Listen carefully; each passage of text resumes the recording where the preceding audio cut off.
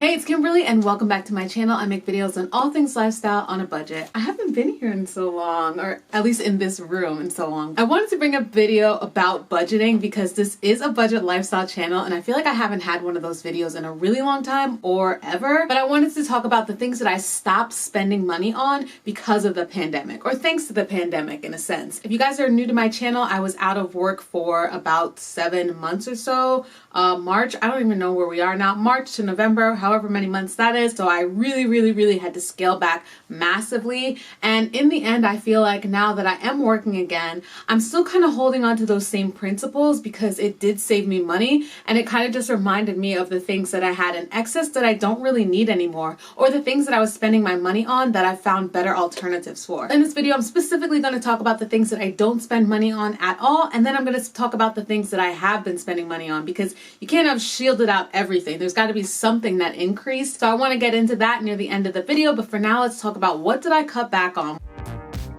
The first thing that I immediately cut back on was gym memberships and workout programs. So before the quarantine, I had a ClassPass membership. ClassPass is a program in which you would have credits towards classes that you could take in the city at different studios. They have it in many different states, but specifically in New York, I could take classes at so many different studios in the city without having to get a membership to each one. It was a great idea in theory. Once most of the studios shut down, there was no use for the ClassPass membership anymore. And what they did as a company is that they froze the membership.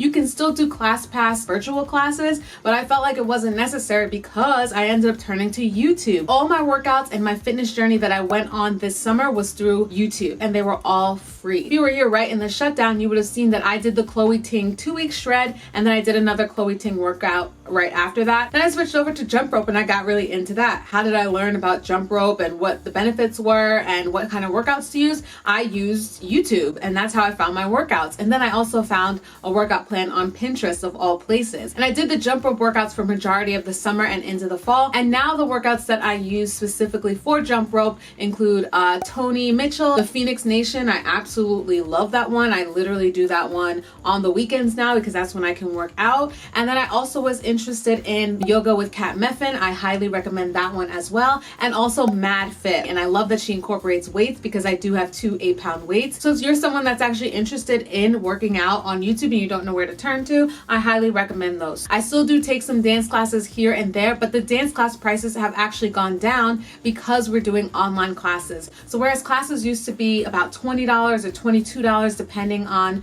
different prices, now they've come down to about $12 and $15, and that is much more doable. So the second thing that I stopped spending money on is makeup. Before the shutdown, I was regularly auditioning for projects and I'd pretty much be wearing makeup every single day, whether for those auditions or going to work. And so I was a part of the Sephora VIP program because I was regularly spending money on makeup and skincare and all that kind of stuff. Well, now with the shutdown, I literally have reduced that so much. So I realized the other day, I think being a Sephora VIP, I was spending about $350 a year. So I realized that I'm probably not going to continue with the Sephora VIP. I just don't need it anymore, especially also because of the mask. I don't know about you guys, but I think it's absolutely disgusting looking at my mask and seeing the makeup on there. It makes me cringe. It makes me want to vomit. I do use setting sprays when I do need to wear makeup when I'm working on set, and it's such a deterrent for me to want to wear that makeup and potentially have breakouts because of the, the mask on your skin, etc. Everyone's different, but I was happy to oblige with having months of not really wearing makeup, and I realized that I just don't need the Sephora membership anymore. Also, I want to say that there's so many more boutique type brands popping up, or like indie brands, and I kind of want to put my money towards there if I do try something.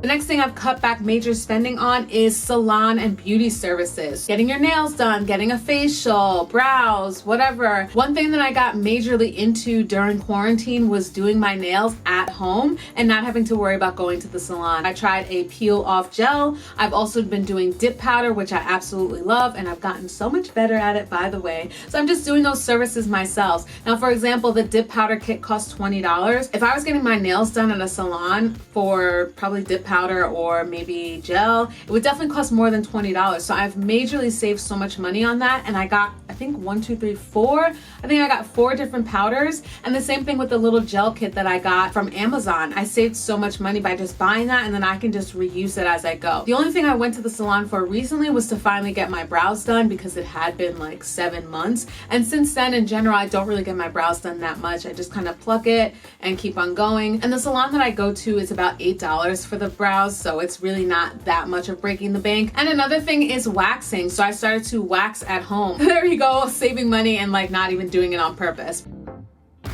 And finally, one of the other things that I saved so much on during the pandemic when I wasn't going many places was gas and transportation. Like I said, I live outside of the city. Normally, if the pandemic didn't happen, I would have spent $300 a month on train tickets just to get into the city. And that doesn't even include the Metro card that I would buy to take the subway around. For that 7 months or so, like I gained back so much money that I would have spent, which was amazing. I mean, $300 is exhausting. The trains are just so expensive, but that's just how it is. And the few times that I have gone in, what they've done with the train service is that it's off-peak tickets. The off-peak tickets are about $5 or $6 less than what the normal peak time would be. 7 months times $300. I really saved a lot of money in that time, which is so great. And in terms of gas for my car, I wasn't driving as far because I wasn't driving every single day, and I just didn't have to spend as much money. I think I was getting gas like once every couple months. It really lowered so much. Gas prices in general have gone down so much. I think I paid like $2, $2.05 the other day to fill up my tank. Probably spent a total of like $25. Woo, that was such a blessing, because again, when things were up and running, I was spending about $40 a month. And I know some people, you know, drive further and spend more than that, but I didn't have to use it as much. But that's a total change. Go from 40 down to 25.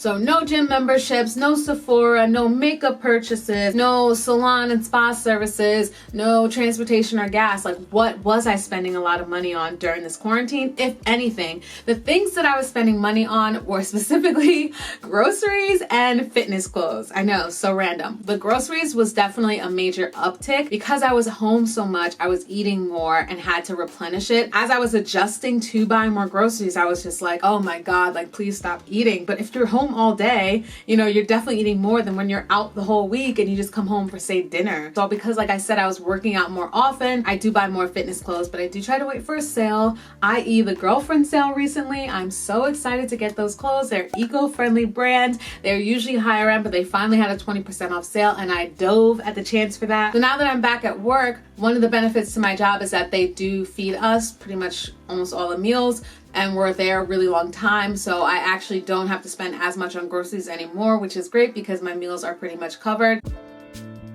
In terms of like how I lead my life, I do try to have less. I don't like to have a lot of things in excess. That's just how I've kind of grown to be, kind of like exploring the minimalism world. One thing I really like to do if I'm trying to decide if I want to spend money on something is to just go through the scenario of what I could do with that money instead. So what I used to do before when I was really strapped for money is that I would equate something to the price of how much my transportation would cost, because that was the most important thing that I had to make sure was covered. So if there was a class that was $25, or if there was, you know, going out with friends, that'd be $25. I'd be like, you know, that $25 could be like my Metro card for at least a week or so. Do I want to spend that money on that one meal, or would I rather just spend it on the Metro card? It just helps me a lot to just kind of think of the numbers in different scenarios. So for example, if you haven't seen my cracked iPad mini, I've had that iPad mini for at least like 3 or 4 years now. I think it's the iPad mini 4.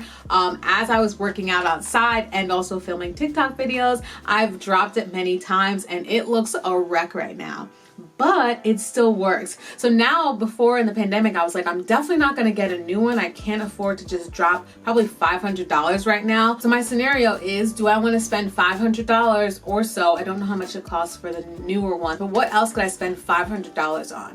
So many things: insurance, gas, transportation, groceries, all of that is kind of like swirling in my head right now to decide. So what I'm gonna do is that at minimum, I'm gonna wait till at least Black Friday, because I'm sure there'll be sales, and look at the prices and see how I feel then. If I feel like the sales are pretty good and I could set aside that money and not feel like a major pinch, then I will buy it, but I'm not gonna buy it right now because there are no sales. So that's kind of what I do to figure out when I wanna purchase something. So you just just kind of decide between what's your need, what's your want, and then go from there.